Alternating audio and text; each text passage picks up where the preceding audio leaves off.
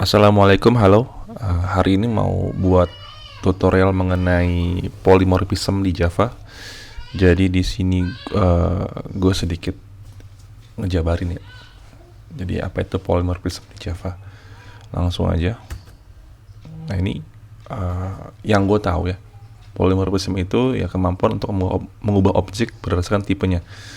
Jadi istilahnya kalau misalnya lo pakai extend, kadang-kadang kan lo nemuin dia itu new-nya itu pas kita build objek ya, itu new-nya itu child-nya dan tipenya itu orang tuanya gitu loh. Nanti gue kasih tahu di sampel code-nya. Jadi kira-kira seperti ini polymorphism. Lanjut. Nah ini yang gue bilang tadi. Ini sampel code-nya. Jadi di sini gua ada misalnya kelas parent itu mamalia, terus kemudian child-nya ada dua nih, manusia dan gajah. Oke. Kurang lebih simple code-nya seperti ini. Terus nah, ini gue bilang tadi. Jadi tipenya itu pointer ya kalau gue bilang ya. Ini tipenya mamalia. Tapi new-nya ini new-nya ini ketika dibuat objeknya itu child-nya kira-kira bahasanya tuh yang enak. Yang gue tau ini sih sebenarnya. Jadi kan biasanya kan kalau mamalia ya mamalia kan, new-nya mamalia. Tapi di sini kan kita bisa pakai kelas anaknya gitu loh. Di sini kita lihat kan mammals 0 itu new-nya manusia, terus mammals 1 new-nya gajah. Tapi ketika dipanggil seperti nanti dia bakal misalnya kalau yang manusia pas tangan itu dia pakai yang ini 2 tangan. Nanti kalau yang gajah 3 tangan. Ketika dipanggil tangan ya, yang ini nih. Nah ini. Oke. Hasilnya seperti ini. Jadi kalau kalian buat itu dia bakal ngeprint yang sesuai dengan objek yang dia new-nya ya istilahnya. Jadi tuh kayak kalau gue bilang tuh kayak pointer ya. Tapi di Java nggak ada pointer ya. Ya kurang lebih seperti itu. Jadi si ininya sebagai parentnya nih tipenya, tapi new-nya itu anaknya seperti itu. Terus nah ini penjelasannya. Jadi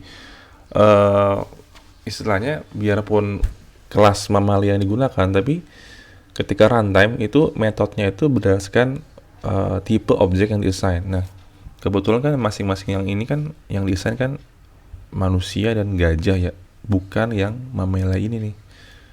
Nih kalau kalian lihat kan mamalia kan tangan ya. Nih.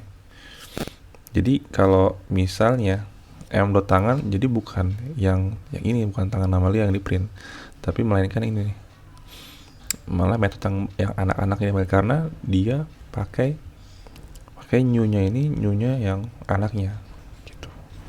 Kurang lebih seperti itu sih. Kemudian ini istilah yang disebut virtual method invocation atau yang bisa lebih dikenal tuh overriding. Jadi yang dipanggil tuh ya anaknya gitu loh. Override. Nah ini juga overriding juga dikenal dengan dynamic polymorphism. Jadi itu ditentukan pada saat dia running. Jadi pas running ditentukan.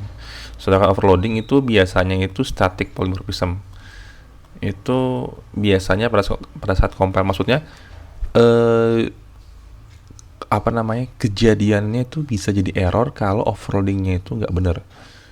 Bentar ya, contohnya itu sebenarnya overloading kan namanya sama, tapi parameternya itu beda. Parameter ini ya, parameter argumen metode beda. Jadi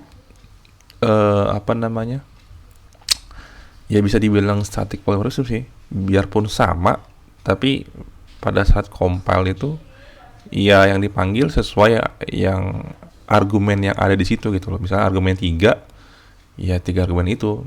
Jadi kadang-kadang kan ada kita ketemu metode yang sama, terus argumennya beda. Itu bisa dibilang itu overloading tuh. Biarpun dia extend sama yang parent class-nya gitu loh. Tapi kalau overriding itu biasanya nama metodenya sama, argumennya sama, tapi kontennya aja yang beda. Isi body dari metode itu yang beda. Itu namanya overriding. Nah, kalau overloading itu biasanya tuh emang bedanya itu di parameter argumen metodenya. Udah parameter argumen lagi, misalnya argumen metodenya. Jadi kayak argumen tahu kan, yang biasanya kalau tes kelas function method tanda kurung. Nah, dalam kurung itu disebut argumen. Kalau gue bilang itu argumen namanya, atau enggak parameter lah. Jadi kurang lebih seperti itu sih untuk namanya polymorphism. Yang gue tau biasanya tuh dia mainnya kayak biasanya maksudnya penjelasannya tuh terkait kayak extend gitu. Jadi lo bisa manggil childnya, atau enggak biasanya itu berhubungan dengan abstract class sih. Jadi biasanya itu kelas parentnya itu dianggap sebagai abstrak gitu. Nanti deh mungkin abstrak class di lain video gue jelasin.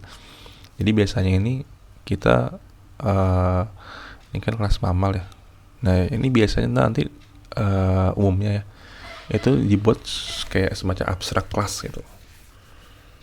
Jadi bukan sebagai public class doang, jadi abstrak class. Jadi kelasnya itu abstrak class tuh kelas yang nggak bisa diinitiate, setahu gue ya, koreksi kalau gue salah. Setahu gue, jadi kita initiate-nya tuh pakai child class-nya, ya kurang lebih seperti itu sih. Jadi mungkin di video selanjutnya gue buat jelasin yang mengenai abstrak class-nya. Sampai sini dulu sih. Kalau ada yang kurang atau salah atau nggak suka, komen aja, mungkin bisa gue perbaiki di selanjutnya. Terima kasih. Wassalamualaikum warahmatullahi wabarakatuh.